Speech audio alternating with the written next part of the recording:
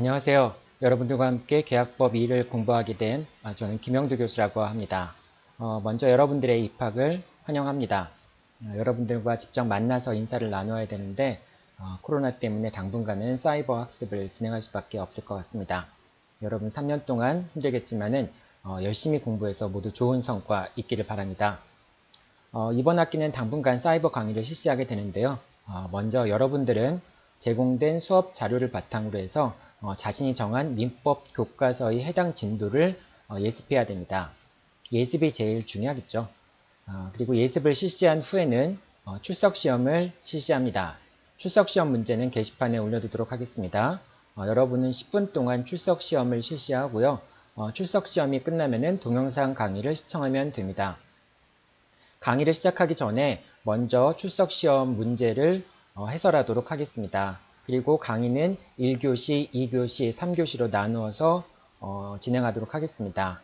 여러분들 모두 열심히 하길 바라고요. 조만간에 직접 만나보기를 바랍니다. 자, 그럼 수업을 시작하도록 하겠습니다.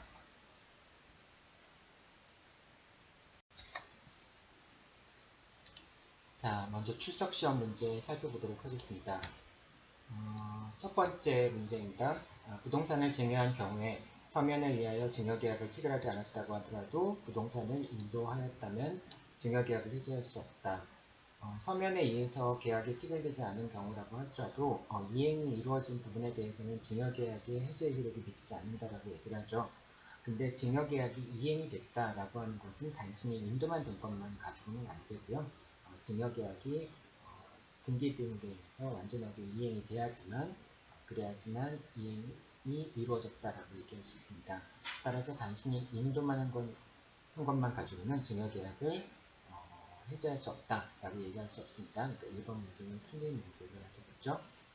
2번입니다. 특별한 사정이 없는 한 매매계약이 있은 후에도 인도하지 아니한 목적물로부터 생긴 과실은 매도인에게 속하므로 매매 목적물을 인도하기 전에 매수인이 매매대금을 완납하였다고 하더라도 과실수취권은 여전히 매도인에게 귀속된다. 민법 587조에는요. 목적물을 인도하기 전이라면은 목적물의 과실은 매도인에게 귀속이 되고요. 그 다음 매매대금의 이자는 매수인에게 귀속이 된다라고 얘기를 합니다. 즉 과실과 이자를 동일하게 보고 있는 것이죠. 그런데 매수인이 매매대금을 완납하였다면은 완납한 경우에 또 과실주권이 여전히 매도인한테 남아있다라고 한다면은 매도인 같은 경우에는 과실을 취득하기도 하고 매매대금의 이자를 취득하기도 하죠. 그래서 매매대금을 지급하였다고 하면은 과실수취권은 매수인에게 이전된다라고 얘기할 수 있습니다. 그러니까 매도인에 귀속된다라고 하는 것은 잘못된 말이 되겠죠. 매매 예약의 물론 이제 2번 문제에서는 기한의 이익이 있는 경우에는 그렇지 않겠죠. 예를 들면은 매매대금을 먼저 완납해야 되는 경우라든지 뭐 그런 경우를 얘기하는 건 아니고요. 매매대금과 목적물 인도인과 동시행 관계에 있는 경우를 얘기를 하는 겁니다. 자, 그 다음 3번 문제 보도록 하겠습니다. 매매 예약의 완결권은 형성권 맞죠? 10년의 제척기간이 걸립니다. 그런데 그 행사기간을 당사자가 정할 수 없는 것은 아니고요. 행사기간은 당사자가 정할 수 있습니다. 그러니까 3번은 틀린 말이 되겠네요. 4번 예약 완결권자에게 상대방이 최고했음에도 불구하고 예약 완결권자가 확답을 하지 않았을 때는 예약 완결권은 소멸된 것으로 봅니다. 예약 완결권은 소멸된 것으로 보고 예약은 효력을 상실하게 됩니다. 그러니까 4번 문제는 틀린 것이 되겠죠. 다음 5번 문제입니다. 매매 예약을 체결하고 매수인이 소유권 이전 등기 청구권을 보존하기 위해서 가등기를 한 경우에 매도인이 소유권을 제3자에게 이전하였더라도 매수인은 매도인을 상대로 예약 완결권을 행사해야 되고요. 본등기도 역시 매도인을 상대로 해서 본등기도 청구해야 됩니다. 그러니까 이거는 5번은 맞는 말이 되겠죠. 자, 6번입니다. 매매 목적물이 인도되지 않고 대금도 완제되지 아니한 경우에 매수인의 대금 지급 의무의 이행기가 지났더라도 매도인은 매매대금에 대한 지연손해금의 지급을 청구할 수 없다. 아직 목적물이 인도되지 않았다라고 한다면은 과실은 매도인에게 귀속되고 이자는 매수인에게 귀속되죠. 따라서 비록 매수인이 이행지체에 빠져 있다 할지라도 그렇더라도 매도인은 매수인에게 매매 대금에 대한 지연 손해배상의 지급을 청구할 수 없습니다. 그러니까 6번도 맞는 말이 되겠죠. 자, 그 다음에 7번입니다. 매매 목적물이 인도되지 않고 대금도 완제되지 아니한 경우에 매도인의 인도 의무의 이행기가 지나더라도 매수인은 인도 의무 지체로 인한 손해배상을 청구할 수 없다. 아까도 얘기했지만은 매도인 인도되지 않았다고 한다면은 목적물의 과실은 매도인에게 귀속되고 매매 대금의 이자는 매수인한테 귀속된다라고 얘기했죠. 따라서 매도인이 이행 지체에 빠져 있다고 할지라도 매수인은 매도인에게 과실 상담, 임대 수익, 보통 이제 임대 수익을 과실이라고 얘기할 수 있죠. 이거를 이제 법정 과실이라고 얘기할 수 있습니다. 법정 과실이라고 얘기할 수 있는데요. 법정 과실에 잘 쓰시네요.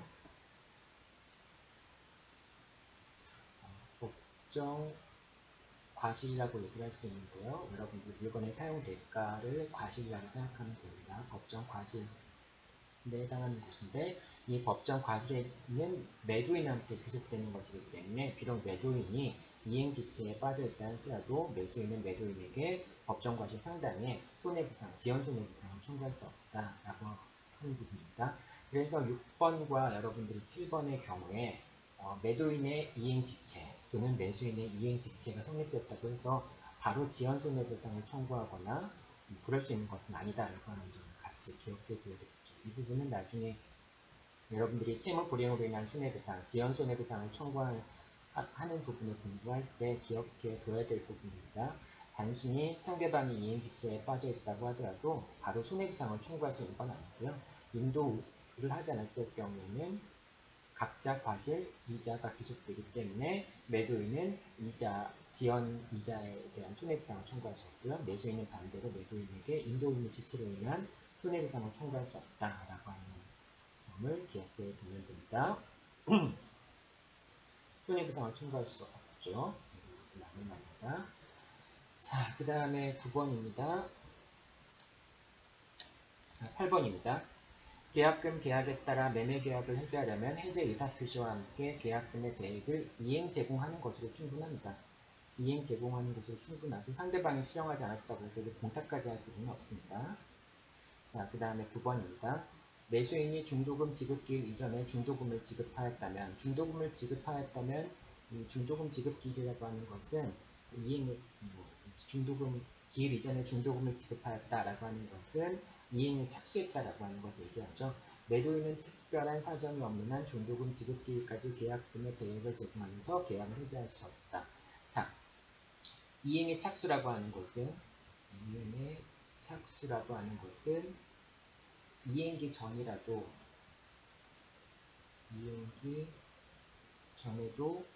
착수가 가능합니다. 특별한 사정이 없는 이상은 이행기 전에도 착수가 가능하기 때문에 이행기 전에 착수가 이루어졌다면 더 이상 계약을 해지할 수 없습니다. 여기서는 지금 중도금 지급 기일 이전에 중도금을 지급하였다 하면 이행이 이루어진 거죠. 착수를 넘어서 이행이 이루어진 자체죠. 그렇다면 매도인은 특별한 사정이 없는 한 계약을 해지할 수 없게 되는 거죠. 중도금 지급까지 계약의 대액을 제공하고 계약을 해지할 수 있는 것이 아니라 특별한 사정이 없는 한 계약을 해지할 수 없다는 것입니다. 특별한 사정이 있다라고 하는 것은 기한의 임기 매도인을 위한 것인 경우도 있고요. 당사자가 이행기 전에 이행에 착수하지 않기로 하는 특약을 한 경우가 그런 특별한 사정에 해당하겠죠. 나중에 뒤에 가서 살펴보도록 하겠습니다. 자, 그 다음에 대액을 제공 해지할 수 있다. 그러니까 9번 문제는 틀린 게 되겠죠. 10번입니다. 매수인이 중도금을 지급하였다면 매도인이 이행에 착수하지 않았다고 하더라도 매수인은 계약금 계약에 기하여 매매 계약을 해지할 수 없다. 중도금을 지급하였다면 매수인이 이행에 착수했는데 매도인이 이행에 착수하지 않았다라고 한다면 매수인은 그러니까 이행에 착수한 자도 이행에 착수했을 때 상대방이 계약을 해지할 수 없지만은 이행에 착수한 자도 역시 계약을 해지할 수 없습니다. 그러니까 10번은 맞는 말이 되겠죠. 자, 그래서 출석시험 문제 여러분들 같이 살펴보았습니다. 자, 그러면 답을 한번 볼까요? x, x, x, 5, 5, 5, 9, 9번에 x, 8번. 네, 맞습니다. 네. 자, 다음에 그러면은 1교시 수업으로 넘어가도록 하겠습니다. 여러분, 수업 자료로 제공했던 수업 자료 중에서 1교시 수업 내용 살펴보도록 하겠습니다. 자, 먼저 각각의 그 전형 계약의 내용들을 살펴보기 전에 계약법, 계약 강론의 서술 부분 설명하도록 하겠습니다. 자, 우리 민법에는 전형계약 15개의 전형계약을 규정을 하고 있습니다. 그 15개의 전형계약은 급부와 반대급부의 내용에 따라서 그 계약의, 전형계약의 유형이 정해지게 되겠죠. 물론 당사자는 전형계약의 내용과 다른 약정을 할 수 있습니다. 채권법의 대부분의 규정들은 이미 규정있기 때문에 그렇습니다. 자, 전형계약의 분류인데요. 재산을 이전하는 형태의 증여계약, 물건을 이용하는 형태의 증여계약, 그 다음에 노무를 제공하는 형태의 증여계약, 그 밖의 계약으로 분류해 볼 수 있습니다. 재산을 이전하는, 재산권을 이전하는 형태의 전형계약에는 증여가 있고요. 매매가 있고 교환이 있습니다. 매매는 대가를 받고 물건을 넘겨주는 것이고요. 교환이라고 하는 것은 서로 물건을 바꾸는 것을 얘기하고, 증여는 대가를 받지 않고 물건을 넘겨주는 것을 얘기합니다. 물건의 이용에 대해서는 소비대차, 사용대차, 임대차가 있죠. 소비대차 같은 경우에는 대체물을 서로 빌려주고 다시 돌려받는 걸 얘기하는 거고요. 사용대차 같은 경우에는 물건을 빌려주고 사용하게 해주지만 대가를 받지 않는 것을 사용대차라고 얘기를 하고요. 임대차도 물건을 빌려주고 물건을 사용하게 하지만 대가를 받는 것을 임대차라고 얘기를 합니다. 노무의 제공에 관련된 계약에는 고용이 있고요. 그 다음에 위임이 있고, 그 다음에 구급, 임치, 여행계약, 현상광고가 있습니다. 고용이라고 하는 것은 계약에 기초해서, 고용계약에 기초해서 상대방이 대가를 지급하고 상대방이 노무를 제공받는 계약을 얘기하고요. 위임이라고 하는 것은 사무를 제3자한테 맡기는 것을 위임이라고 얘기를 합니다. 특정한 사무를 맡기는 걸 얘기하죠. 도급이라고 하는 것은 일의 완성을 목적으로 해서 타인의 노동력을, 타인의 노무를 제공받는 걸 얘기하고요. 임치라고 하는 것은 물건을 맡기는 것을 얘기합니다. 여행계약이라고 하는 것은 여행에 관련된 서비스를 제공받기로 하는 계약을 여행계약이라고 얘기를 하고요. 현상광고라고 하는 것은 특정한 행위를, 광고에 의해서 제시된 특정한 행위를 했을 경우에 거기에 대해서 대가를 지급하는 그런 계약을 현상광고라고 얘기를 합니다. 그 밖에도 공동사업을 목적으로 하는 조합계약, 그 다음에 종신정기금, 일정 금액을 지급하기로 하는 그런 종신정기금 계약, 그 다음에 화해계약 등이 있습니다. 자, 전형, 이제 계약에는 이런 형태의 전형계약들이 있다 생각하면 됩니다. 자, 그 다음에 전형계약 중에 첫 번째 계약인 증여계약 살펴보도록 하겠습니다. 자, 증여계약은 일단 무상계약이고요. 평로계약이고 낙성, 분류식 계약입니다. 여러분이 이제 계약의 분류 유형을 한번 살펴봐야 될 텐데요. 계약은 대가가 지급되느냐 여부에 따라서 유상계약과 무상계약으로 일단 구분해 볼 수 있습니다. 그 다음에 양 당사자가 계약상의 의무를 부담하는가에 따라서 현무계약이 있고요. 그 다음에 쌍무계약이 있습니다. 그 다음에 당사자의 의사표시만 의해서 성립하는 낙성계약이 있고요. 그 다음에 어떤 급부가 이루어져야지만 계약이 성립되는 그런 유물계약도 있습니다. 여러분 오늘 살펴볼 계약금 계약 같은 경우는 계약금 계약이나 또는 대물변제 계약 같은 경우에는 유물계약이 대표적인 거라고 얘기를 하죠. 자, 그 다음에 그 계약에는 요식, 어떤 특정한 방식이 필요한 계약과 불효식, 방식이 필요 없는 계약이 이렇게 구분해 볼 수 있습니다. 계약으로 구분해 볼 수 있습니다. 자, 이렇게 계약은 4가지 형태로서 구분해 볼 수 있는데요. 유상계약이라고 하는 건 대가가 지급되는 거니까 쌍무계약의 대부분의 쌍무계약들은 다 유상계약이라고 얘기를 할 수 있겠죠. 그 다음에 편무계약들은 무상계약이라고 얘기를 할 수 있을 겁니다. 자, 그런데 이 편무계약 중에 특별히 하나가 이제 있는데요. 현상광고가 이제 많이 문제가 될 때, 현상 광고는 뭐 예를 들면 나의 강아지를 찾아주면은 얼마만큼의 사례를 하겠다라고 하는 그런 계약을 현상 광고 계약이라고 합니다. 현상 광고 계약이라고 하는 것은 내가 다른 사람의 강아지를 찾아준다라고 하는 요물을 제공하고 거기에 대한 대가를 받는다는 점에서 대가가 없는 게 아니기 때문에 현상 광고는 유상 계약에 해당합니다. 하지만은 현상 광고를 했다고 해서 내가 타인의 강아지를 찾아줘야 될 의무를 부담하는 건 아니죠. 그런 의미에서 만약에 타인의 그 강아지를 찾아줬다면은 그 강아지 주인은 대가를 지급해야 될 의무를 부담하지만은 강아지를 찾아줘야 될 의무가 있는 건 아니죠. 그런 의미에서 현상 광고는 편무 계약이라고 얘기를 합니다. 그렇기 때문에 대부분의 쌍무 계약은 유상 계약이고요. 대부분의 무상 계약은 편무 계약이지만은 이 현상 광고 때문에 꼭 그 개념이 일치하진 않고요. 유상 계약이라는 개념은 쌍무 계약보다 조금 더 넓은 계약, 즉 편무 계약 중에 현상 광고가 유상 계약에 포함된다는 점에서 조금 더 넓다라고 볼 수 있습니다. 자, 이렇게 계약에는 네 가지 종류로 이렇게 구분해 볼 수 있다라고 설명을 할 수 있겠죠.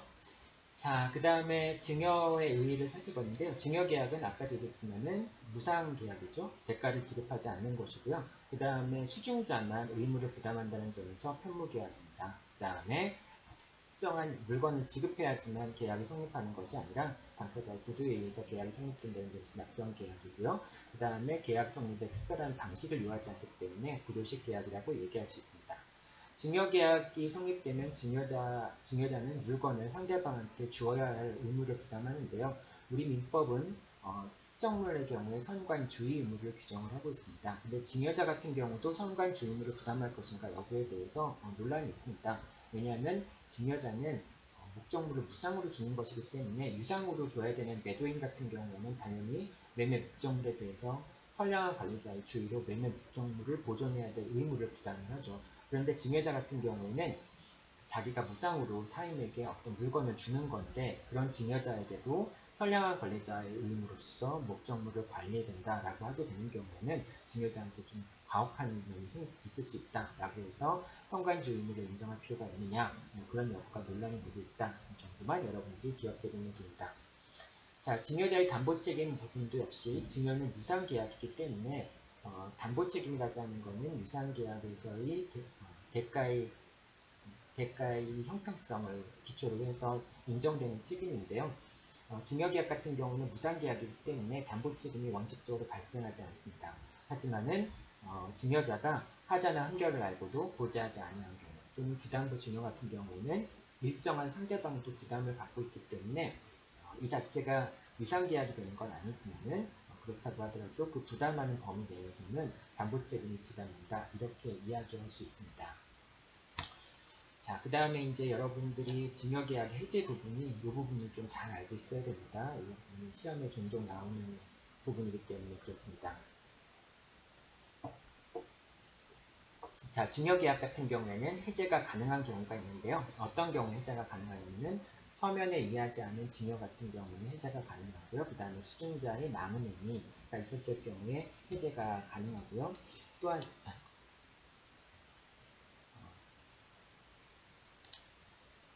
또 한 가지 경우는 증여자의 재산 상태가 변경된 경우 이 세 가지 경우에 증여계약을 해제할 수 있습니다. 자, 하나씩 보도록 하죠. 첫 번째, 서면에 의하지 않은 증여 같은 경우에는 그 증여자의 의사가 서면에 표시되지 않았기 때문에 당사자는 언제든지 계약을 해제할 수 있다고 합니다. 증여자의 의사가 서면으로 표시되면 충분하고요. 수중자 의사까지 서면으로 표시될 필요는 없다고 합니다. 그러니까 증여자가 신중을 기해서 증여 의사 표시를 하라라고 하는 점에서 서면을 요구하는 것이기 때문에 수중자 의사까지 서면으로 표시될 필요는 없습니다. 그 다음에 이 서면으로 표시되는 것은 증여계약서가 반드시 서면으로 표시되어야 된다는 걸 의미하는 건 아니고요. 증여계약이 성립한 이후라도 증여자의 의사가 서면으로 작성이 되면은 그럼 해제가 불가능하게 됩니다. 자, 그리고요. 그 수중자의 망은행위가 있는 경우 수중자가 증여자나 배우자 또는 직계 혈족에 대해서 범죄를 한 경우에는 증여계약을 해제할 수가 있습니다. 그 다음에 뭐 증여자에 대한 부양 의무를 이행했거나 뭐 그런 경우도 역시 해제를 할 수 있는데요. 근데 이 경우에는 해제의 원인이 있으므로 안날로부터 6개월이 경과되거나 또는 용서 의사표시를 한 경우에는 계약을 더 이상 해제할 수 없습니다. 그리고 증여자의 재산 상태가 변경된 경우에도 역시 해제를 할 수 있는데요. 증여계약을 체결한 후에 재산 상태가 현저하게 변경이 되고 증여계약을 이행하게 되면은 그로 인해서 증여자의 생계에 중대한 영향을 줄 우려가 있는 경우에는 증여계약을 해제할 수 있습니다. 자, 이렇게 세 가지 경우에 망은행위라든지 재산 상태의 변경 또는 서면에 의해서 체결되지 않은 증여계약이 체결되지 않은 경우에 증여계약을 해제할 수 있는데요. 근데 이 경우에도 이미 이행이 완료된 부분의 경우에는 해제 효력이 미치지 않는다라고 얘기를 합니다. 이행이 완료된 상태에서 다시 계약을 해제했다고 해서 증여받은 물건을 불려줘야 된다라고 한다면은 수증자에게 너무 부당한 경우가 발생할 수 있기 때문에 이행이 완료된 부분에 대해서는 해제 효력이 미치지 않는다라고 얘기를 합니다. 자, 근데 부동산의 경우에는 이행이 완료됐다라고 하는 것은 우리 민법에는 성립 요건주의를 취하고 있기 때문에 부동산의 경우에 권리가 이전되기 위해서는 단순히 인도만이 아니라 이전 등기가 이루어져야 되겠죠. 그래서 이행이 완료됐다, 변제가 이루어졌다라고 말하기 위해서는 부동산의 경우에는 인도뿐만이 아니라 이전 등기가 맞춰져야 됩니다. 그리고 채권 같은 경우에는 당사자가 채권을 양도하고 양도에 대한 통지를 하게 되면 이행이 완료된 것으로 볼 수 있습니다. 자, 이렇게 이행이 완료된 경우에는 앞에 세 가지 사유로 인해서 계약을 해제하더라도 해제 효력이 소급되지 않는다라고 하는 점 기억해 두세요. 자, 그 다음에 특수한 증여입니다. 특수한 증여는 세 가지를 볼 수 있는데요. 첫 번째는 부담부 증여입니다. 부담부 증여는 수증자에게 일정한 의무, 그러니까 수증자가 증여를 받는 것에 대한 일정한 의무를 부담하는 그런 증여를 부담부 증여라고 얘기를 합니다. 부담부 증여 같은 경우에는 쌍무계약은 아니지만 일정 부분 증여에 대한 대가를 부담하는 것이기 때문에 쌍무계약에 관한 규정이 준용이 됩니다. 따라서 서면에 이해하지 않는 증여와 계약의 해제에 관련된 그 해제가 이행 완료된 부분에는 준용되지 않는다라고 하는 그 규정은 부담부 증여의 경우는 적용되지 않습니다. 그러니까 증여가 무상행위이기 때문에 거기에 대해서 서면으로 작성하지 않는 경우에는 해제할 수 있다라고 되어 있는데, 그런데 부담부 증여 같은 경우는 상대방도 일정한 부담을 갖는 것이기 때문에 서면에 의해서 증여계약이 체결되지 않았다고 하더라도 임의로 계약을 해제할 수 없다라고 하는 것이고요. 그리고 일단 계약을 해제한 경우에는 그런 경우에는 해제가 완료된 부분에 대해서는 해제 효력이 미치지 않는다라고 하는 규정이 적용이 되지 않기 때문에 일단 계약이 해제되면은 받은 것을 다 원상회복해야 된다라고 하는 점입니다. 자, 558조가 적용이 되지 않는다라고 하는 것이죠. 그러니까 일단 부담부 증여 같은 경우에는 일반 계약법률, 쌍무계약에 관련된 과 비슷한 그런 효과가 발생한다라고 하는 겁니다. 증여계약에 관련된 규정들이 그대로 적용되는 건 아니라고 하는 거죠. 자, 서면에 의한 증여가 아닌 경우에도 해제 불가하다. 약간 위에서 얘기했죠. 그 다음에 해제하더라도 소급표가 인정된다. 이 두 가지가 적용되지 않기 때문에 해제가 불가하고요. 서면에 의해서 증여계약이 체결되지 않더라도, 그리고 일단 계약을 해제하게 된다면 소급표가 인정이 돼서 이행이 완료된 부분에 대해서는 해제 효력이 미치지 않는다라고 하는 규정이 적용되지 않는다라고 하는 것입니다. 정기 증여라고 하는 것은 일정한 급여를 계속 정기적으로 증여하는 것을 정기 증여라고 하는데요. 이 종신 정기금에 관한 규정이 적용이 됩니다. 따라서 당사자, 수증자나 증여자가 사망하게 되면 정기 증여에는 효력을 상실하게 됩니다. 종신 정기금 계약, 이것도 이제 전형 계약의 한 가지죠. 이 종신 정기금 계약에 관한 규정이 적용이 됩니다. 자, 마지막으로 증여의 특수한 형태의 증여는 사인 증여입니다. 여러분이 증여와 유증 관계를 꼭 기억해 둬야 되는데요. 유증은 유언으로 뭔가를 주는 것을 유증이라고 얘기를 하고요. 어떤 사람이 사망했을 경우에 물건을 주는 것을 유언으로 하는 것을 유증이라고 얘기하고, 사인 증여 같은 경우에는 역시 사람이 죽은 걸 조건으로 해서, 정확히 얘기하면 이제 기한인데요. 조건으로 해서 물건을 주는 것을 증여라고 얘기를 합니다. 그런 점에서 증여와 사인 증여는 비슷한 측면이 있습니다. 근데 여러분들이 꼭 기억해둬야 되는 것은, 유증이라고 하는 것은 유언이라고 하는 단독 행위를 통해서 타인한테 재산권을 이전해 주는 것을 유증이라고 얘기를 하고요. 사인 증여 같은 경우에는 계약을 통해서 타인에게 재산권을 이전해 주는 것을 사인 증여라고 얘기합니다. 즉, 둘 다 재산권을 이전해 준다라고 하는 점에서는 공통점이 있지만은, 유증 같은 경우에는 유언을 통해서 상대방한테 재산권을 이전해 준다 라고 하는 특징을 갖고요. 사인증여 같은 경우에는 계약을 통해서 상대방한테 재산권을 이전해 준다라고 하는 측면이 있습니다. 둘 다 사망을 해야지만 효력이 발생하는 건 맞죠. 하지만 사인증여는 계약이고 유증은 단독행위다. 유언이라고 하는 단독행위다 라고 하는 차이점을 꼭 기억해 두기 바랍니다. 하지만 이런 차이점을 제외하면은 유증에 관한 규정은 사인증여에도 준용이 된다라고 합니다. 자, 사인증여 같은 경우에는 사망으로 효력이 발생합니다. 사망했을 경우에 얼마를 지급하겠다라고 하는 것은 기한부 법률행위에 해당합니다. 여러분이 그 조건과 기한이라고 하는 걸 민법 총칙에서 배우게 될 텐데요. 조건과 기한이라고 하는 걸 배우게 될 텐데, 조건이라고 하는 것은 그 사건의 발생이 불확정한 것을 조건이라고 얘기합니다. 기한이라고 하는 것은 확실히 사건이 발생하는 걸 조건으로 하는 것을 기한이라고 얘기를 합니다. 기한에는 두 가지가 있는데요. 확정 기한이 있고요. 그 다음에 불확정 기한이 있습니다. 예를 들면 사망이라고 하는 것은 누구나 사람은 태어나면 죽을 수밖에 없으니까 당연히 죽는 일이라고 하는 것은 불확실한 사정이 아닙니다. 다만 언제 죽는지를 모르는 것 뿐이죠. 그래서 사망 같은 경우에는 불확정 기한이라고 얘기를 합니다. 확정 기한은 뭐 5월 1일까지 이런 거는 이제 확정 기한이라고 얘기를 하고요. 이런 것을 확정 기한이라고 얘기를 하고요.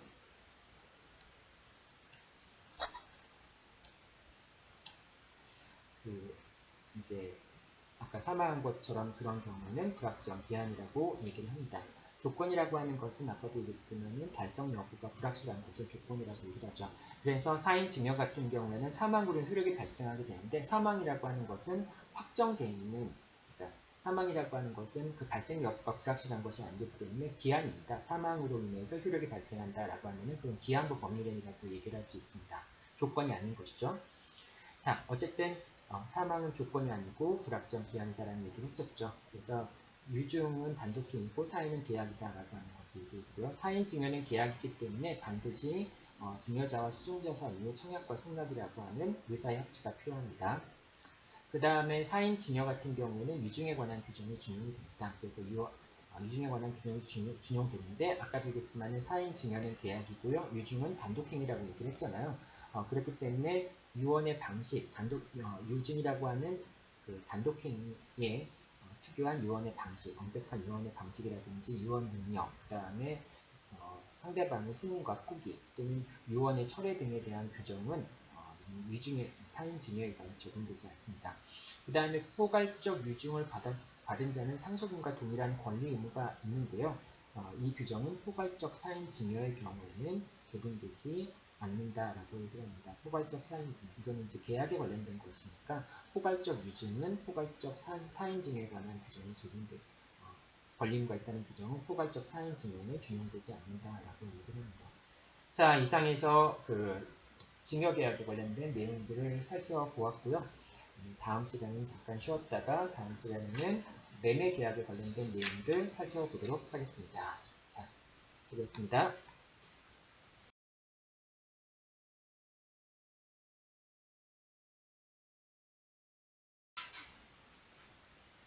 네, 2교시 수업 실시하도록 하겠습니다. 2교시에서는 2교시 살펴볼 내용들은 매매계약의 의의 살펴보도록 하고요. 그 다음에 매매 예약에 대해서 살펴보도록 하겠습니다. 이 두 가지 내용에 대해서 살펴보도록 하겠습니다. 자, 먼저 매매계약의 의의입니다. 매매계약이라고 하는 것은 유상, 쌍무 계약이고요. 서로 대가적인 지급이 있고요. 그 다음에 서로 간의 계약상의 의무를 부담을 하고요. 그 다음에 낙성계약이고 불료식 계약입니다. 매매계약에 관한 규정은 다른 유상계약에 준용이 됩니다. 매매 예약 부분 살펴보도록 하겠습니다. 자, 예약이라고 하는 것은 장차 본계약을 체결하기로 하는 약정을 예약이라고 얘기를 합니다. 본계약을 체결할 것을 약속하는 계약을 예약이라고 하는데요. 그 예약이 성립하기 위해서는 장차 성립하게 될 본계약의 내용들이 확정이 되어 있거나 확정될 수 있어야 됩니다. 즉, 계약의 내용이 이미 정해져 있다라고 볼 수 있습니다. 계약의 내용이 정해져 있지 않은 그런 계약이라고 하면은 그것은 예약이라고 할 수 없습니다. 왜냐하면 그런 본 계약의 내용 때문에 서로 다툼이 생겨서 계약이 체결되지 않을 수도 있기 때문에, 그렇기 때문에 예약이라고 하는 것은 본 계약의 내용이 확정되어 있거나 확정되어 있는 상태에서 서로 계약을 체결할 것을 약속하는 그런 계약을 예약이라고 얘기를 할 수 있습니다. 예약의 종류에는 편모예약과 쌍모예약, 그 다음에 일방예약과 쌍방예약이 있습니다. 편모예약과 쌍방예약이라고 하는 것은 예를 들면 이렇게 되는 것이죠. 갑이 을이 이렇게 있는데, 갑과 을이 일단 매매 계약을 체결하는 예약을 했습니다. 그래서 X라는 물건을 100만 원에 서로 사고 팔기로 하는 예약을 했습니다. 이러면은 그 예약 자체로는 아직 계약의 효력이 발생을 하지 않죠. 그런데 현무 예약의 경우에는 갑이 을에게 자, 우리 X라는 물건에 대해서 100만 원의 매매 계약을 체결하자라고 청약을 하게 되면은 을은 이제 갑이 청약을 하게 되면은 을은 거기에 대해서 승낙을 해야 될 의무가 발생을 합니다. 그런데 을이 승낙을 하지 않으면 어떻게 되느냐? 갑은 을을 상대로 해서 승낙에 가름하는 승낙의 의사표시에 가름하는 판결을 얻게 됩니다. 판결을 얻게 돼서 그래서 매매계약을 성립시킬 수가 있습니다. 자, 근데 편무예약이라고 하는 것은 갑 또는 을만이 청약을 할 수 있고 상대방이 승낙의 의무를 부담하는 경우를 편무예약이라고 얘기를 하고요. 쌍무예약이라고 하는 것은 갑도 할 수 있고 을도 할 수 있고 어느 누구나 할 수 있다라고 하는 것을 쌍무예약이라고 합니다.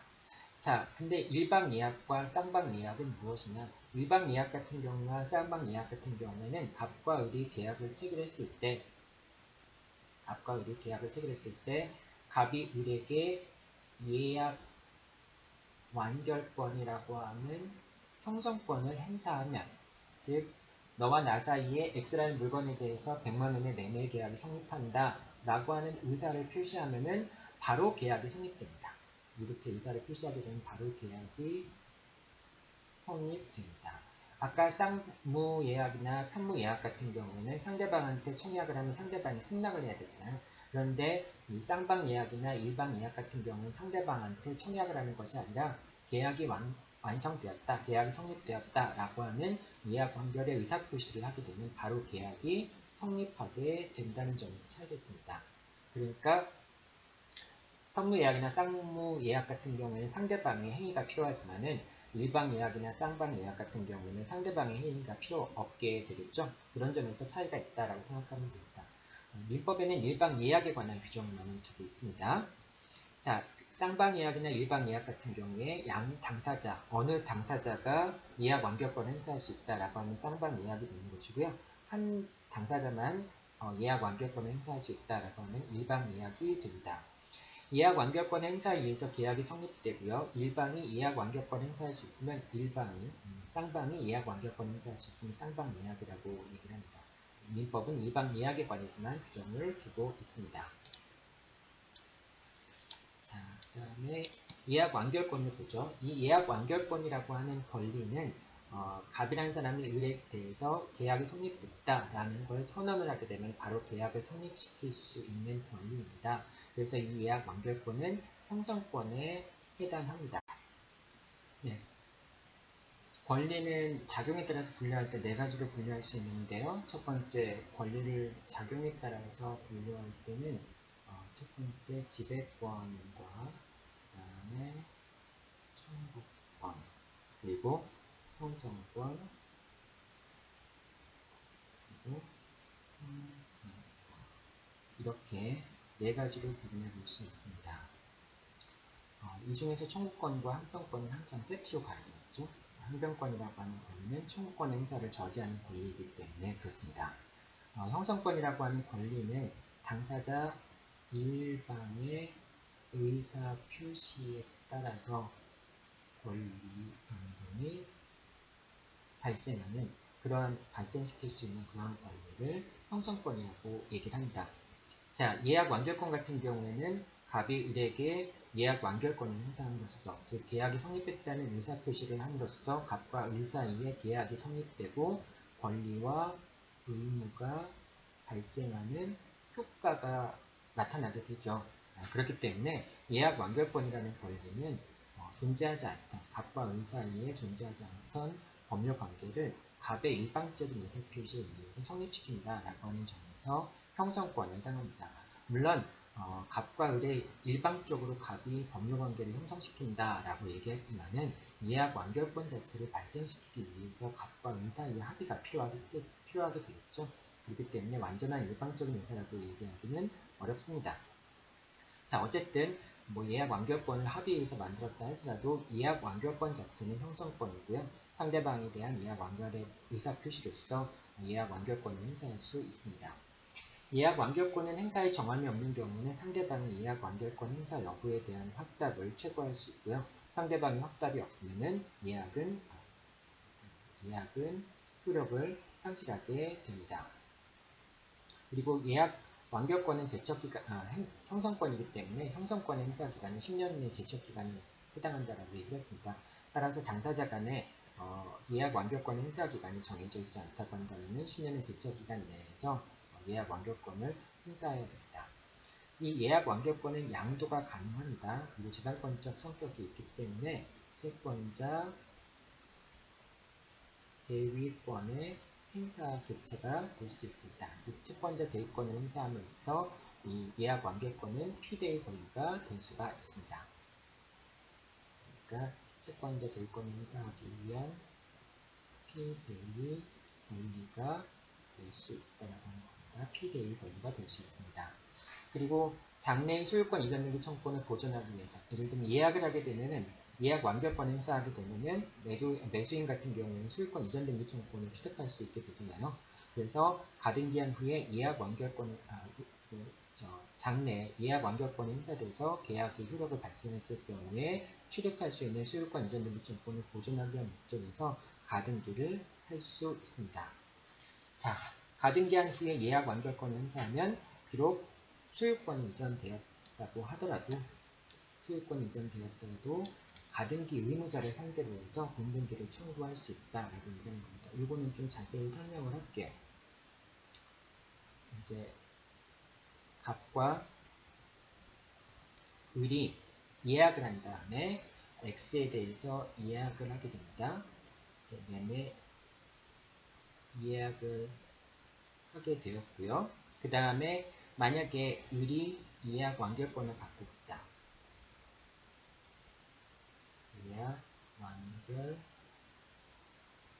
을이 예약 완결권자이다 라고 하는 경우에 을은 예약 완결권이라고 하는 형성권을 행사하게 되면 갑과 을 사이에 매매 계약이 성립하게 되잖아요. 그러면은 을은 갑에게 소유권 이전 등기를 청구할 수 있겠죠.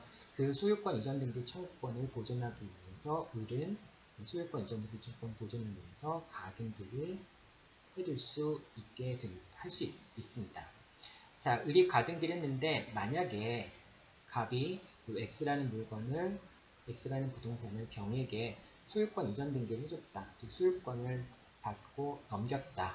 라고 하는 경우에 을은 어떻게 할 수 있느냐? 을은 여전히 갑에 대해서 예약 완결권을 행사할 수 있습니다. 을이 갑에 대해서 예약 완결권을 행사하면 갑과 을 사이에 매매 계약이 성립하게 되겠죠. 매매 계약이 성립하게 되고 을은 갑에게 매매 계약에 따라서 소유권 이전 등기를 청구할 수 있습니다. 근데 을은 가등기를 했기 때문에 가등기에 기초한 소유권 이전 등기가 아니라 가등기에 기초한 본등기를 청구할 수 있습니다. 이때 본등기를 청구하는 상대방은 갑이 됩니다. 즉 을은 갑에게 본등기를 청구할 수 있게 됩니다. 본등기를 청구할 수 있게 됩니다. 즉 을은 갑에 대해서 예약 완결권을 행사를 하고요. 갑에 대해서 예약 완결권을 행사한 다음에 매매 계약을 성립시킨 다음에 그 다음에 을은 역시 갑에 대해서 본등기를 청구하게 됩니다. 그래서 그 본등기를 해줄 수가 없겠죠. 갑은 지금 소유권을 병한테 넘겼으니까 을이 본등기를 해달라고 청구하더라도 갑은 본등기를 해줄 수 없겠죠. 등기필증도 없고 아무것도 없으니까. 그러니까 결국은 을은 갑을 상대로 해서 소유권 이전 등기 청구, 본등기 청구 소송을 제기를 하게 됩니다. 그래서 확정 판결을 받아서 그 확정 판결을 갖고 자기의 명의로 등기소 가서 본등기를 하게 됩니다. 그러면 결국 을은 본등기를 통해서 소유권을 취득하게 되고요. 병은 가등기 이후에 소유권을 취득하는 자기 때문에 을이 본등기를 하게 되면 병의 명의의 등기는 말소가 됩니다. 자, 이것이 이제 가등기 절차인데요. 여러분들 가등기가 어떻게 이루어지는지 등기부를 한번 좀 보도록 하겠습니다. 여기 등기부를 예시를 해서 올려놨는데요. 이건 약간 좀 간편한 형태로 좀 바꿔놓은 겁니다. 이 사안에서는 이제 매매 예약의 기초에서 가등기가 이루어진 게 아니라 매매에 대해서 가등기를 이루어진 걸로 기재를 하고 있는데요. 여러분이 우리 사안과 맞춰서 생각한다면은 이거를 매매라고 하지 말고요. 이거를 이제 매매 예약이라고 한번 해보세요. 매매 예약이라고 한번 보시고 그 다음에 이거를 2004년 3월 1일 그 다음에 이것도 2004년 3월 1일 이때 이제 예약 완결권이 행사돼서 매매 계약이 성립된 거다. 이렇게 한번 매매 계약이 성립돼서 예약 완결권이 돼서 매매 계약이 성립됐고 그것에 따라서 본등기가 이루어진 것이다. 라고 얘기를 해보세요. 자, 요거는 가등기고요. 가등기 하는 경우에는 보통 밑에 본등기할 란을 남겨두게 됩니다. 그래서 본등기가 이렇게 이루어지게 되겠죠. 자, 이러면 어떻게 됩니까? A가 매매 예약에 의해서 B에게 목적물을 팔겠다라고 하는 A와 B 사이에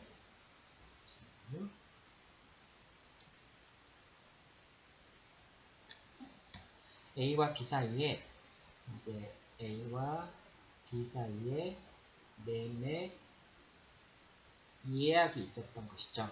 그리고 매매 예약이 있었고 B는 자신의 소유권 이전 등기 청구권을 보존하기 위해서 매매 예약이 성립할 때 매매 계약이 성립하는 경우에 자신의 소유권 이전 등기 청구권을 보존하기 위해서 B는 가등기를 해주겠죠.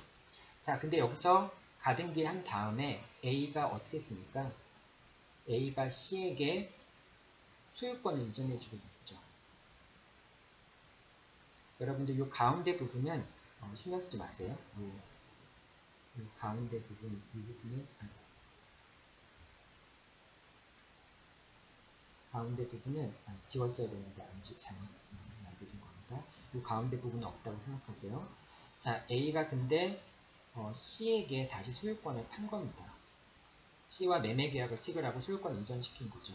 자, 이 경우에 B는 어떻게 할 수 있냐? B는 여전히 A를 상대로 해서 예약 완결권 행사해서 매매 계약을 성립을 시킵니다. 그리고 B는 A에게 본등기를 청구할 수 있겠죠. 그래서 A가 등기를 직접 이전해 줄 수 없으니까 B는 A를 상대로 해서 본등기 청구 소송을 제기를 하고요. 승소 판결을 받아서 자신의 명의로 본등기를 하게 됩니다. 이렇게 가등기권자의 명의로 본등기를 하게 되죠. 이렇게 B가 자신의 명의로 본등기를 하게 되면은 그러면은 그 가등기 이후에 처분행위를 했던 C 명의의 등기는 직권으로 말소가 됩니다. 이 말소 등기를 이렇게 얘기를 합니다. 8번 소유권 말소 등기라고 기재한 다음에 8번 등기를 이렇게 빨간색으로 지워버리게 됩니다. 이게 이제 말소 등기의 형태입니다. 이런 식으로 말소 등기를 하게 됩니다. 자, 그러면은 뭐 다음엔 어떻게 된 걸까요? 가등기 권리자가 자신의 이름으로 본등기를 한 다음에 B가 D한테 X 부동산을 매도하는 것이 되겠죠. 자, 이런 식으로 매매 예약의 경우에는 가등기가 이루어지게 되고요. 그 다음에 매매 예약의 기초에서 예약 완결권이 행사되는 것과 본등기가 이루어지는 방식에 대한 설명을 이렇게 해볼 수 있습니다. 여러분이 이 가등기에 관련된 내용들은 2학기 때 물권법 시간에 공부를 해보겠지만은 가등기가 어떤 형식으로 이루어지는지 그런 내용들은 미리 좀 살펴보면 좋을 것 같습니다. 자, 일단 2교시 수업은 이것을 마치고요. 잠깐 쉬었다가 계약금 계약을 중심으로 한 나머지 매매 계약에 관한 내용들 살펴보도록 하겠습니다. 네, 수고하셨습니다.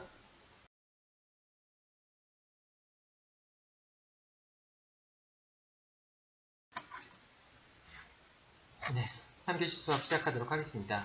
3교시 수업에서는 계약의 성립 과정에서 계약금이 지급되는 경우가 있는데 그 계약금의 성질에 대해서 살펴보도록 하겠습니다. 보통은 계약을 체결하면서 10% 정도의 금액을 먼저 지급하는 걸로 당사자 간에 약속을 하면서 하는 경우들이 많은데요. 이 10% 정도의 금액, 통상적으로 10%라고 하는 것이죠. 이 10% 정도의 금액을 지급하는 계약을 보통 계약금 계약이라고 합니다. 그럼 계약금이 지급되는 이유는 무엇이냐? 계약금 계약이 체결되는 이유는 무엇이냐? 두 가지로 얘기를 합니다. 먼저 계약이 체결됐다는 것에 대한 증거금으로서 역할을 하게 됩니다. 계약금을 주고받았다라고 하는 것은 계약서를 작성하지 않더라도 계약이 체결되었다라고 하는 것에 대한 증거가 될 수 있겠죠.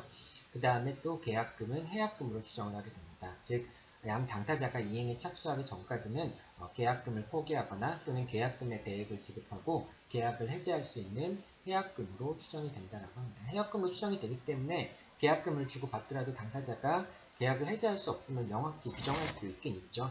그런데 그런 약정이 없다면은 당사자는 그 계약금의 배액을 지급하고 또는 계약금을 포기하고 계약을 해지할 수 있는 해약금이다라는 것으로 추정된다고 합니다. 자, 아까도 얘기했지만은 계약에는 낙선계약과 유물계약이 있다라고 얘기했죠. 근데 계약금 계약 같은 경우에는 유물계약에 해당합니다. 따라서 계약금이 지급되지 않으면 해지권이 발생하지 않아요. 그 다음에 계약금이 지급돼야지만 계약금 계약이 성립이 됩니다. 따라서 계약금의 일부가 지급된 경우에는 그 지급된 계약금의 배액을 지급하고 계약을 해지할 수 없다라고 하는 겁니다. 예를 들면은 갑과 을이 매매 계약을 체결하면서 매매 대금을 1억으로 하고 계약금을 1,000만 원으로 정했습니다. 만약에 을이 갑한테 1,000만 원의 계약금을 지급했다 라고 한다면은 갑과 을 사이에는 계약금 계약이 성립하게 되죠. 따라서 양 당사자가 이행에 착수하기 전까지 갑은 계약금의 배액 2천만 원을 지급하는 거죠. 또는 을은 계약금을 포기하고 서로 계약을 해지할 수가 있게 됩니다. 그런데 을이 갑에게 계약금 1,000만 원을 지급하지 못하고 100만 원만을 지급하는 경우도 있을 수 있겠죠. 자, 이렇게 되면은 아직 계약금이 온전히 지급되지 않았기 때문에 이 1,000만 원에 대한 계약금 계약이 성립하지 않습니다. 이 경우에 갑은 200만 원이라고 하는 것, 즉 받은 것의 2배에 해당하는 200만 원을 을한테 지급하고 계약을 해지할 수 있겠느냐라는 부분이 문제가 될 수 있는데 판례는 이런 경우에 받은 금액의 2배를 지급하고 계약을 해지할 수는 없다라고 얘기를 합니다. 즉 물론 판례가 그 점을 명확히 밝히고 있지 않지만은 최소한 2천만 원을 지급하면서 계약 이제 2천만 원 받은 것에 대한 100만 원과 그 다음에 원래 2배를 지급해야 되는 건데 2천만 원을 지급해야 되는 건데 그 중에 1,000만 원만 지급하고 그 다음에 받은 100만 원을 지급하면은 계약을 또 혹시 해지할 수 있을지 모르겠지만은 받은 것에 대한 2배를 지급한다고 해서 계약금에 따른 해약을 할 수 있는 건 계약을 해지할 수 있는 건 아니다라고 얘기를 합니다. 즉 1,000만 원에 대한 계약금 약정을 했을 경우에 실제 1,000만 원이 지급돼야지만 계약금 계약이 체결된 것이고 그 경우에 2천만 원을 돌려줬을 경우에 계약을 해지할 수 있다라고 판단을 내리는 겁니다. 그러한 의미에서 계약금은 유물계약이고요. 실제로 지급된 일부만 지급됐다고 해서 계약금 계약이 성립하는 것은 아니라고 얘기를 합니다. 자, 이 판례가 있으니까 여러분들 이 판례를 잘 기억해 두면 됩니다. 이 판례에서는 계약금의 일부가 지급된 경우에 그 일부에 대한 2배만을 상대방한테 지급하고 계약을 해지할 수는 없다라고 하는 게 그 판결의 기본적인 취지였습니다. 자, 그 다음에 계약금은 아까 해약금으로 추정된다라고 얘기를 했죠. 그렇기 때문에 계약금을 주고받은 경우에는 계약 당사자는 이행에 착수하기 전까지 지급자는 계약금을 지급한 자는 계약금을 포기하고 계약금을 수령한 자는 계약금의 배액을 지급하면서 계약을 해지할 수 있다라고 얘기를 합니다. 계약금을 수령한 자는 계약금의 배액을 이행 제공하면서 계약을 해지할 수 있습니다. 이행 제공이라고 하는 것은 상대방이 받아갈 수 있는 정도까지 이행이 필요한 행위를 완료한 상태를 이행 제공이라고 얘기를 합니다. 상대방의 수령 행위만 있으면은 바로 급부가 이루어지는 것을 이행 제공이라고 얘기를 합니다. 근데 상대방이 수령을 거절하는 경우에는 공탁까지 해서 반드시 변제 효과를 발생시킬 필요까지는 없다라고 하는 겁니다. 그러니까 이행 제공만 해서 상대방이 받지 않으면 계약을 해지할 수 있다라고 하는 겁니다. 자, 그 계약금을 지급한 자는 계약금을 포기하는 거니까 별도로 그냥 포기의 의사표시만 하면은 바로 계약금을 포기하고 계약을 해지할 수 있겠죠. 자, 근데 해약금에 따른 계약 해제는 이행에 착수하기 전까지만 할 수 있습니다. 이행에 착수하기 전까지만 할 수 있는데요. 이행에 착수하기 전까지만 할 수 있는데 이행에 착수한 당사자도 계약을 해지할 수 없습니다. 즉 상대방이 이행에 착수했으면은 상대방이 이행에 착수한 다음에는 계약을 해지할 수 없지만은 이행에 착수한 당사자도 계약을 해지할 수 없다라고 하는 겁니다.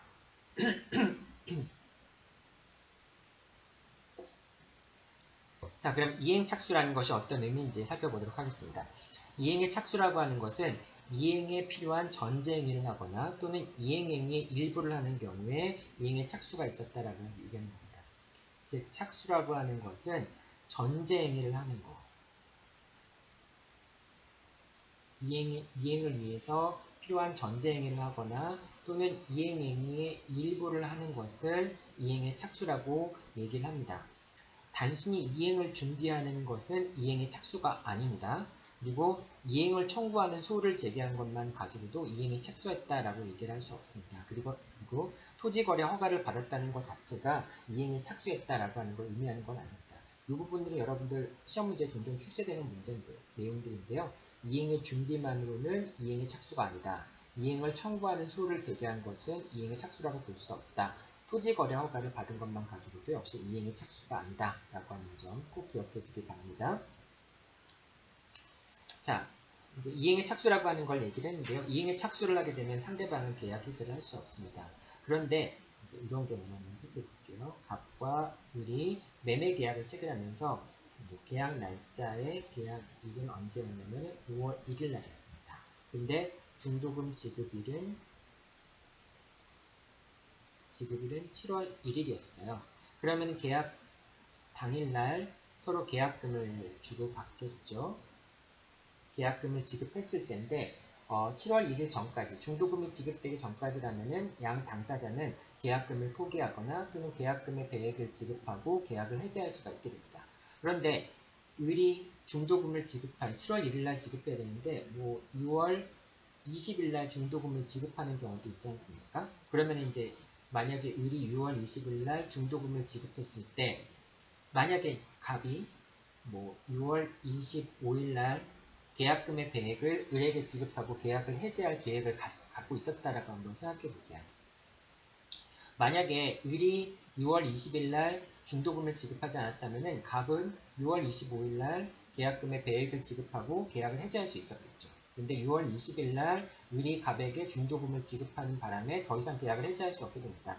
그럼 갑의 입장에서는 야, 너 왜 7월 1일 날 중도금을 지급하기로 했는데 더 일찍 중도금을 지급했냐? 라고 하는 주장을 펼칠 수 있을 것 같습니다. 자, 그럼 이 문제는 무엇이냐? 이행기 전에 이행 착수하는 것이 허용이 되느냐? 즉, 이행기 전에 이행을 착수하더라도 계약을 해지할 수 없는가 여부가 문제가 됩니다. 그런데 판례는 원칙적으로 이행기 전에 이행이 착수하는 것을 허용하고 있습니다. 아까 이행 착수라고 하는 것은 전제행위 또는 이행에 필요한 일부를 하는 것을 이행의 착수라고 얘기를 했잖아요. 그런데 이행기 때 당연히 이행기 때 이행의 착수가 된다라고 한다면 전제행위를 하거나 일부를 하는 것이 허용되지 않는다는 얘기잖아요. 그러니까 기본적으로 이행의 착수라고 하는 것은 이행기 전에 이루어질 수밖에 없습니다. 그렇기 때문에 원칙적으로 이행기 전에 이행에 착수하는 것을 판례는 허용을 하고 있습니다. 하지만 특별한 사정이 있는 경우에는 이행기 전에 이행의 착수가 있는 것이 허용되지 않는데요. 이 특별한 사정이라고 하는 것은 무엇이냐? 이행기 전에 이행에 착수하지 않는다는 당사자 간의 특약이 있거나, 즉 7월 1일 전에는 이행에 착수하지 않는다라고 하는 당사자의 약정이 있거나, 기한의 이익이 채권자를 위한 경우, 기한의 이익이 채권자를 위한 경우, 즉 요 7월 1일까지 을은 중도금을 지급해야 되잖아요. 7월 1일까지 을이 중도금을 지급해야 되는데 이 7월 1일이라고 하는 기한은 누구를 위한 겁니까? 채무자를 위한 것이죠. 채무자, 즉 갑이 을한테 야 중도금 내놔 라고 얘기를 하더라도 을은 7월 1일 안 됐으니까 중도금 7월 1일 날 줄게 라고 얘기를 할 수 있겠죠. 이와 같이 기한의 이익 7월 1일까지 이행을 안 할 수 있는 권리, 이행을 유예할 수 있는 권리, 이것을 기한의 이익이라고 얘기하는데요. 이 기한의 이익은 원칙적으로 누굴 위한 겁니까? 중도금을 지급해야 되는 을의 이익을 위한 것입니다.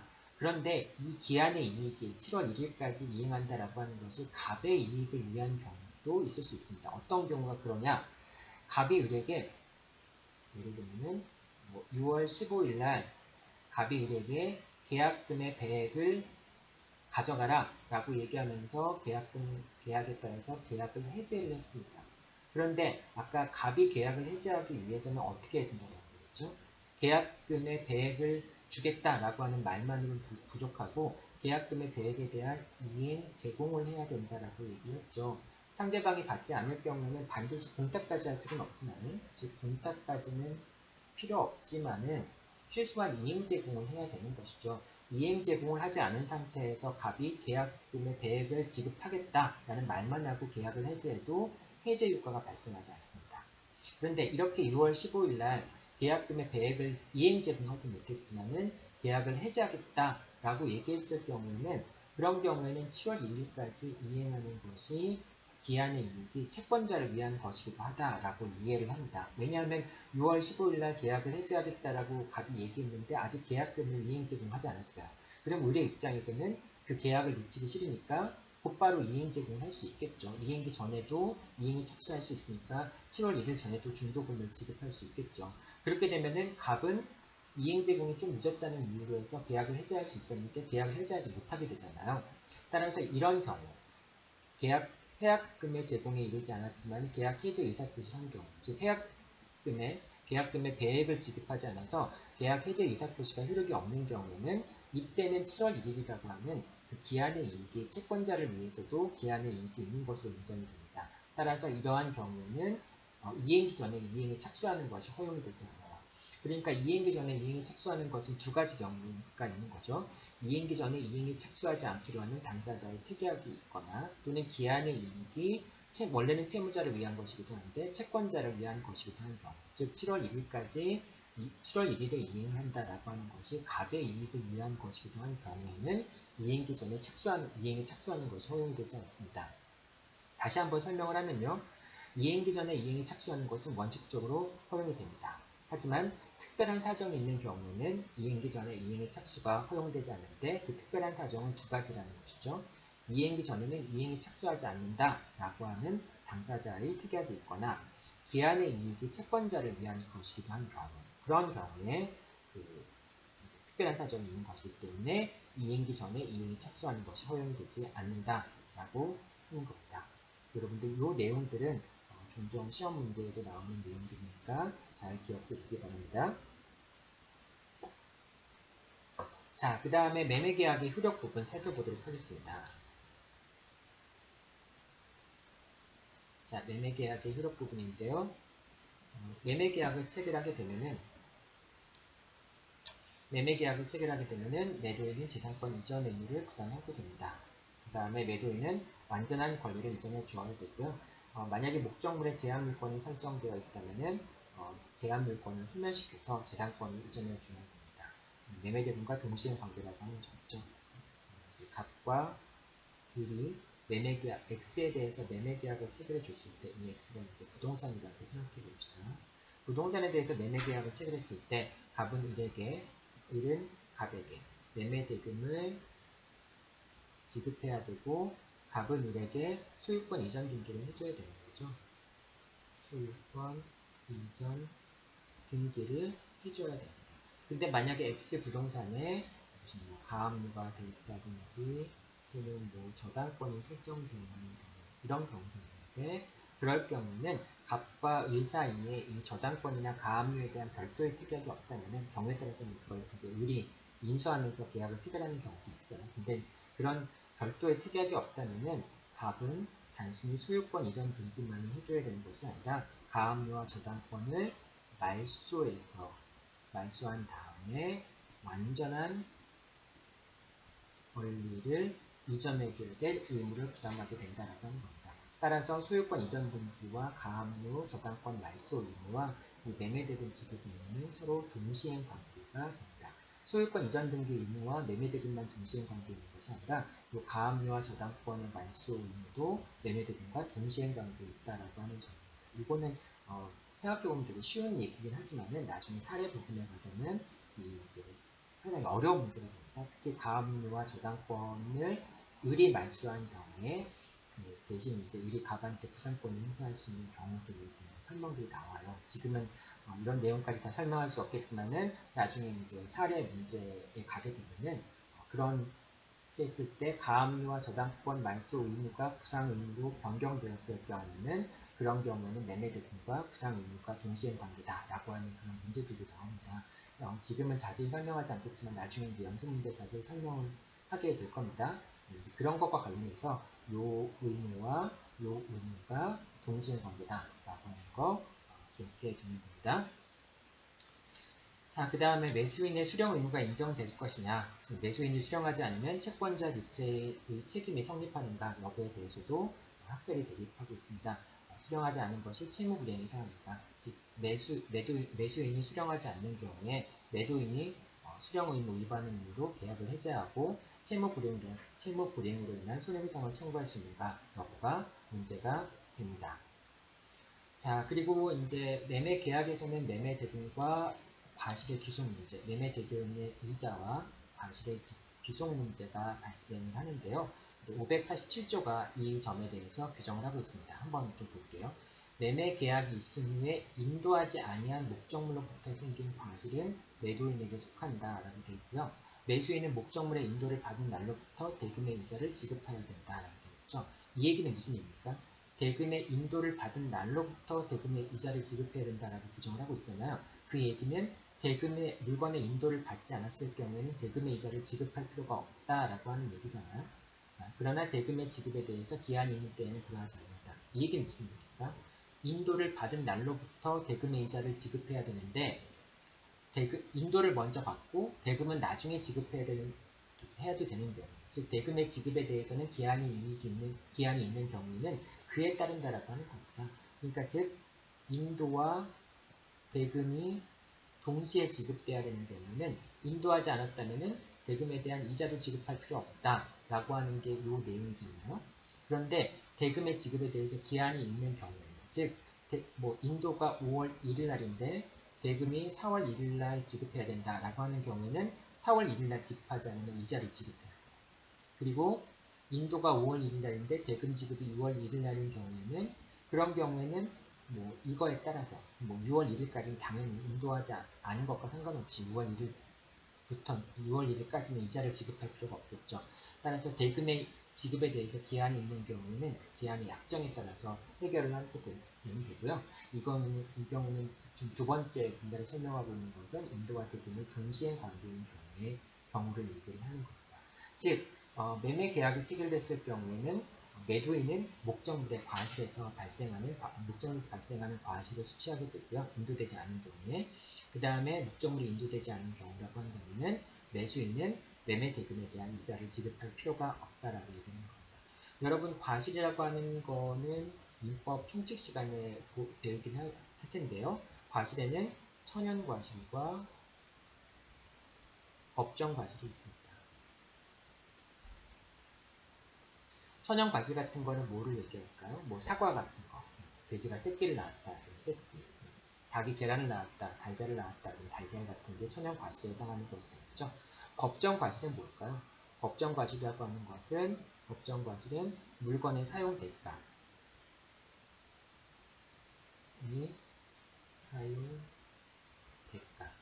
이 물건의 사용 대가를 법정 과실이라고 얘기를 합니다. 그러니까 물건의 사용 대가는 보통 어떤 거에 해당해요? 임대료, 임료 상당이죠. 임대료 같은 것이 물건의 사용 대가 아닙니까? 그래서 법정 과실하면 여러분들이 임차료, 임대료를 법정 과실의 대표적인 걸로 생각을 하면 됩니다. 그 다음에 과실에는 천연과실과 법정과실이 있다고 얘기를 했는데, 사실상 민법에서 천연과실이 문제되는 경우는 거의 없다고 보면 돼요. 주로 문제가 되는 거는 이제 법정 과실의 부분이 문제가 됩니다. 그래서 여러분들이 과실이라고 하는 거를 머릿속에 떠올릴 때는 뭐를 생각하면 쉬워요? 과실의 대표적인 것은 임차료, 임대료. 임대료가 과실의 대표적인 거라고 생각이 되면 됩니다. 그러니까 다시 한번 정리를 하면요. 갑과 을이 건물에 대해서 매매 계약을 체결했다. 이 건물에 대해서 매매 계약을 체결한 경우에 아직 갑이 을에게 인도하지 않았다고 한다면은 갑은 이 목적물에서 발생한 임차 수익, 임대 수익을 갑이 갖고 간다라고 하는 것이고요. 그의 상황에서 을은 매매대금의 이자를 지급할 필요가 없다는 걸 의미하는 것이죠. 자, 그 얘기는 갑이 을한테 목적물을 인도했다면은 그때부터는 목적물에 대한 과실은 을한테 계속이 되고요. 을은 갑에게, 만약에 갑이 을이 매매대금을 지급하지 않았다면 매매대금에 대한 이자를 지급해야 한다라고 하는 걸 의미하겠죠. 자, 요거 아까 설명을 했지만은 그래서 아직 목적물이 인도되지 않은 경우에는 매도인의 채무불이행이 있더라도, 그 다음에 매수인의 채무불이행이 있더라도 매수인은 매도인에게 임대 수익 상당의 손해배상을, 지연손해배상을 이행지체로 인한 손해배상을 청구하거나 매도인도 매수인에게 지연이익 상당, 이자 상당의 지연손해배상을 청구하는 것이 허용되지 않는다고 합니다. 즉, 채무불이행이 성립해 있음에도 불구하고 채무불이행으로 인한 손해배상을 청구할 수 없다라고 하는 걸 의미하는 것이죠. 이 578조는 여러분들 그 과실 귀속 문제와 관련돼서 중요한 내용이니까 잘 기억하고 있어야 됩니다. 자, 오늘은 계약의 성립 부분에 관련돼서 매매 예약과 계약금 계약, 그리고 또 계약의 효력 부분에 관련해서 매도인과 매수인의 일반적인 계약상의 의무에 대해서 살펴봤고요. 과실의 귀속에 관련된 문제 살펴봤습니다.